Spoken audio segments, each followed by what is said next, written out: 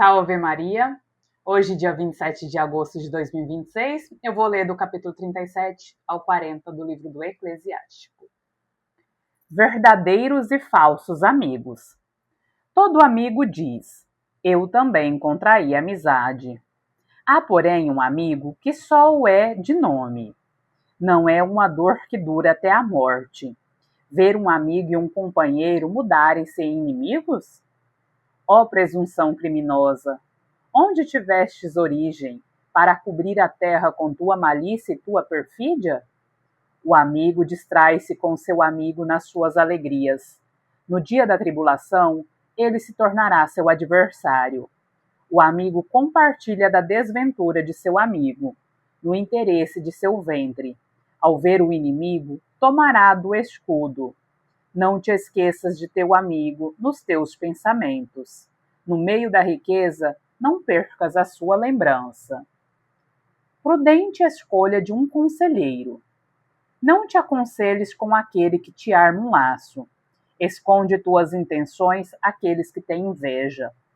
Todo conselheiro dá sua opinião, mas há conselheiros que só têm em vista o próprio interesse. Estejas prevenido quando tratar-se de um conselheiro. Informa-te primeiro quais são os seus interesses, pois ele pensa em si mesmo antes de tudo. Teme que ele plante uma estaca no solo e te diga: estás no bom caminho, enquanto se põe defronte para ver o que te acontecerá.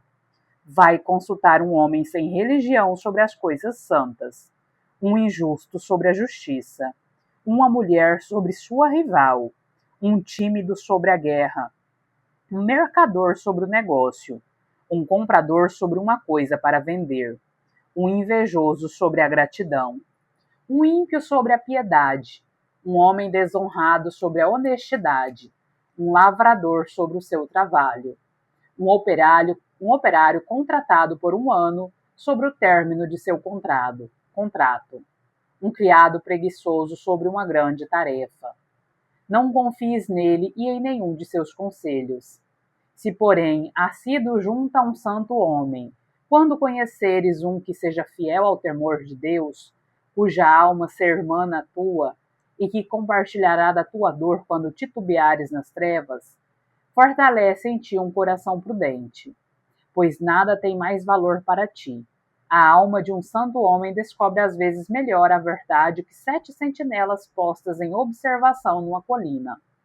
Mas, em todas as coisas, ora ao Altíssimo, para que ele dirija os teus passos na verdade, que uma palavra da verdade preceda todos os teus atos, e um conselho firme preceda toda a tua diligência. Uma palavra má transtorna o coração. Dela vêm 4 coisas: o bem e o mal, a vida e a morte. Sobre estas, quem domina de contínuo é a língua. Verdadeira e falsa sabedoria. Há homem hábil que ensina a muita gente, mas que é inútil para si mesmo. Outro é esclarecido e instrui a muitos, e é agradável a si próprio. Aquele que afeta sabedoria nas palavras é odioso, ficará desprovido de tudo. Não recebeu o favor do Senhor, pois é desprovido de toda sabedoria. Há um sábio que é sábio para si mesmo, e os frutos de sua sabedoria são verdadeiramente louváveis. O sábio ensina o seu povo, e os frutos de sua sabedoria são duradouros. O homem sábio será acumulado de bênçãos. Aquele que o virem o louvarão. A vida do homem conta poucos dias, mas os dias de Israel são inúmeros. O sábio herdará a honra no meio do povo, e o seu nome viverá eternamente. Conselhos. Meu filho, experimenta a tua alma durante a vida. Se o poder lhe for nefasto, não lhes dê, pois nem tudo é vantajoso para todos, e todos não se comprazem nas mesmas coisas. Nunca sejas guloso em banquete algum. Não te lances sobre tudo o que te serve, pois o excesso no alimento é causa de doença, e a intemperança leva à cólica. Muitos morreram por causa de sua intemperança. O homem sóbrio, porém, prolonga a sua vida. Médicos e medicinas. Honra um médico por causa da necessidade, pois foi o Altíssimo quem o criou. Toda a medicina provém de Deus, e ele recebe presentes do rei. A ciência do médico eleva e honra. Ele é admirado na presença dos grandes. O Senhor fez a terra produzir os medicamentos. O homem sensato não os despreza. Uma espécie de madeira não adoçou o amargor da água? Essa virtude chegou ao conhecimento dos homens. O Altíssimo deu-lhes a ciência da medicina, para ser honrada em suas maravilhas, e dela se serve para acalmar as dores e curá-las. O farmacêutico faz misturas agradáveis, compõe ungentos úteis à saúde, e seu trabalho não terminará, até que a paz divina se estenda sobre a face da terra. Meu filho, se estiveres doente, não te descuides de ti, mas ora ao Senhor que te curará. Afasta-te do pecado, reergue as mãos e purifica teu coração de todo o pecado. Oferece um incenso suave e uma lembrança de flor de farinha. Faze a oblação de uma vítima gorda. Em seguida, dá lugar ao médico, pois ele foi criado por Deus. Que ele não te deixe, pois sua arte te é necessária. Virá um tempo em que cairás nas mãos deles, e eles mesmos rogarão ao Senhor que mande por meio deles o alívio e a saúde ao doente, segundo a finalidade de sua vida. Aquele que peca na presença daquele que o fez, cairá nas mãos do médico. Moderação no luto. Meu filho, derrama lágrimas sobre um morto e chora por um homem que sofreu cruelmente. Sepulta o seu corpo segundo o costume, e não descuides de sua sepultura. Chora-o amargamente durante o dia, por causa da opinião pública, e depois consola-te de tua tristeza.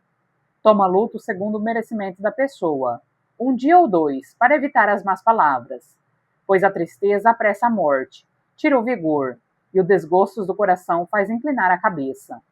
A tristeza permanece quando o corpo é levado, e a vida do pobre é o espelho de seu coração. Não entregues teu coração à tristeza, mas afasta-a e lembra-te do teu fim. Não te esqueças dele, porque não há retorno. De nada lhe servirás e só causarás dano a ti mesmo. Lembra-te da sentença que me foi dada. A tua será igual. Ontem para mim, hoje para ti. Na paz em que o morto entrou, deixa repousar sua memória e conforta-o no momento em que exalar o último suspiro. Paralelo entre o artifício e o escriba. A sabedoria do escriba lhe vem no tempo do lazer. Aquele que pouco se agita adquirirá sabedoria. Que sabedoria poderia ter o homem que conduz a charrua, que faz ponto de honra a guilhoar os bois, que participa de seu labor e só sabe falar das crias dos touros? Ele põe todo o seu coração em traçar sulcos, e o seu cuidado é engordar novilhas. Igualmente acontece com todo carpinteiro, todo arquiteto que passa no trabalho os dias e as noites. Assim sucede aquele que grava as marcas dos cinetes, variando as figuras por um trabalho assíduo, que aplica todo o seu coração na imitação da pintura e põe todo o cuidado no acabamento de seu trabalho. Assim acontece com o ferreiro sentado perto da bigorna, examinando o ferro que vai amoldar. O vapor do fogo queima as suas carnes, e ele resiste ao ardor da fornalha. O barulho do martelo lhe fere o ouvido de golpes repetidos. Seus olhos estão fixos no modelo do objeto. Ele aplica o seu coração em aperfeiçoar-se a sua obra, e põe um cuidado vigilante em torná-la bela e perfeita. O mesmo sucede com o oleiro, que entrega a sua tarefa. Gira a roda com os pés, sempre cuidadoso pela sua obra. Com o seu trabalho dá forma ao barro. Torna-o maleável com os pés. Aplica o seu coração em aperfeiçoar o verniz e limpa o forno com muita diligência. Todos esses artistas esperam tudo em suas mãos. Cada um deles é sábio em sua profissão. Sem eles, nenhuma cidade seria construída, nem habitada, nem frequentada. Mas eles mesmos não terão parte na Assembleia. Não assentarão nas cadeiras dos juízes. Não entenderão as disposições judiciárias.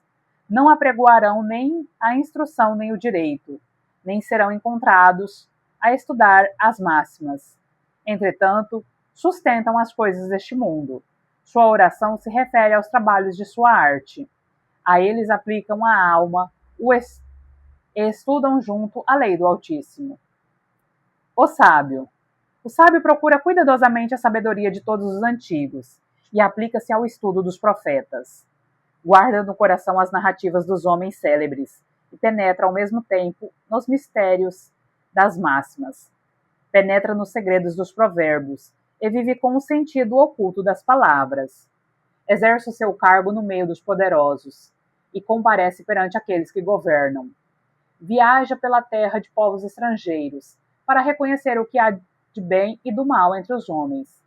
Desde o alvorecer aplica o coração à vigília, para unir o Senhor que o criou, e ora na presença do Altíssimo. Abre sua boca para orar e pede perdão de seus pecados, pois se for da vontade do Senhor que é grande, ele cumulará do espírito de inteligência. Então, ele se espargirá como uma chuva palavras de sabedoria, e louvará o Senhor em sua oração. O Senhor orientará seus conselhos e seus ensinamentos, e ele meditará nos mistérios divinos. Ensinará ele próprio o conhecimento de sua doutrina, porá sua glória na lei da aliança do Senhor. Muitos homens louvarão sua sabedoria. Jamais cairá ela no esquecimento.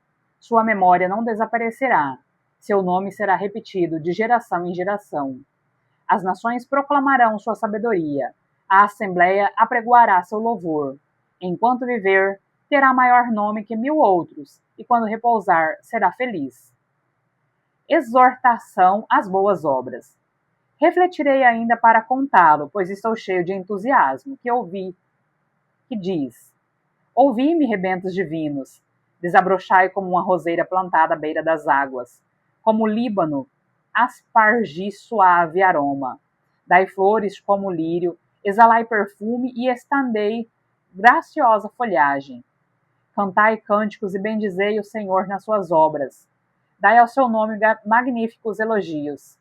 Glorificai-o com a voz dos lábios, com os cânticos de vossos lábios e as músicas das harpas. Direis assim à guisa do louvor: todas as obras do Senhor são excelentes. A sua voz conteve-se a água amontoada. A uma palavra de sua boca, as águas ajuntaram-se como em reservatórios. A sua ordem fez-se calmaria, e a salvação que ele dá não será mesquinha. São-lhes apresentadas as ações de todos os viventes. Nada é oculto aos seus olhos. Seu olhar abrange de um século a outro. Nada é maravilhoso para ele. Não se deve dizer o que é isso, o que é aquilo, pois todas as coisas serão examinadas a seu tempo. A bênção dele é como um rio que transborda, como o dilúvio inundou a terra inteira, assim sua cólera será a sorte dos povos que não o procuram.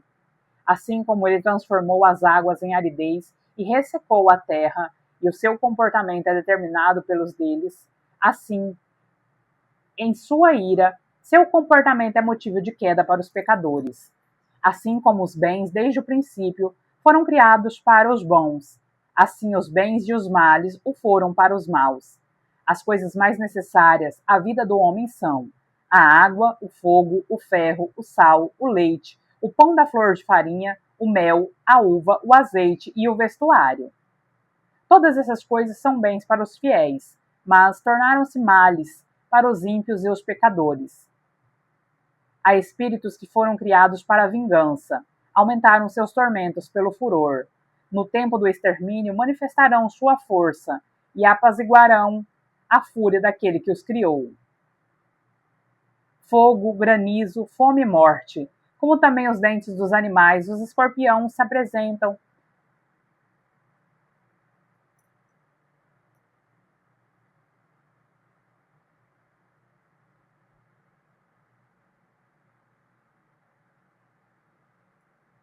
destinadas ao ímpio. Todas essas coisas regozijam com as ordens do Senhor, e mantêm-se prontas para a terra para servir oportunamente, e chegando o tempo, não omitirá uma só verdade de suas palavras. Por isso, desde o princípio estou firme em minhas ideias, refleti e as escrevi. Todas as obras do Senhor são boas. Ele põe cada coisa em prática quando chega o tempo. Não há razão para dizer, isto é pior do que aquilo, porque todas as coisas serão achadas boas a seu tempo. E agora, de todo o coração e com a boca, cantai e bendizei o nome do Senhor. A condição humana. Uma grande inquietação foi imposta a todos os homens, e um pesado jugo acobrunha os filhos de Adão, desde o dia em que saem do seio materno até o dia em que são sepultados no seio da mãe comum. Seus pensamentos, os temores de seu coração, a apreensão do que esperam, e o dia em que tudo acaba, desde o que se senta num trono magnífico até o que se deita sobre a terra e a cinza, desde o que veste púrpura e ostenta coroa, até aquele que só se cobre de pano, furor, ciúme, inquietação, agitação, temor da morte, cólera persistente e querelas. E na hora de repousar no leito, o sono da noite perturba-lhes as ideias. Ele repousa um pouco, tão pouco que é como se não repousasse, e no mesmo sono, como uma sentinela durante o dia, é perturbado pelas visões de seu espírito, como um homem que foge do combate. No momento em que se julga em lugar seguro, ele se levanta e admira-se do seu vão temor. Assim acontece a toda criatura, desde os homens até os animais. Mas para os pecadores é 7 vezes mais. Além do mais, a morte, o sangue, as querelas, a espada, as opressões, a fome, a ruína e os flagelos foram todos praticados para os maus, e foi causa deles que veio o dilúvio. Tudo que vem da terra voltará à terra, como todas as águas regressaram ao mar. Todo presente e todo bem mal adquirido perecerão. A boa-fé, porém, subsistirá eternamente.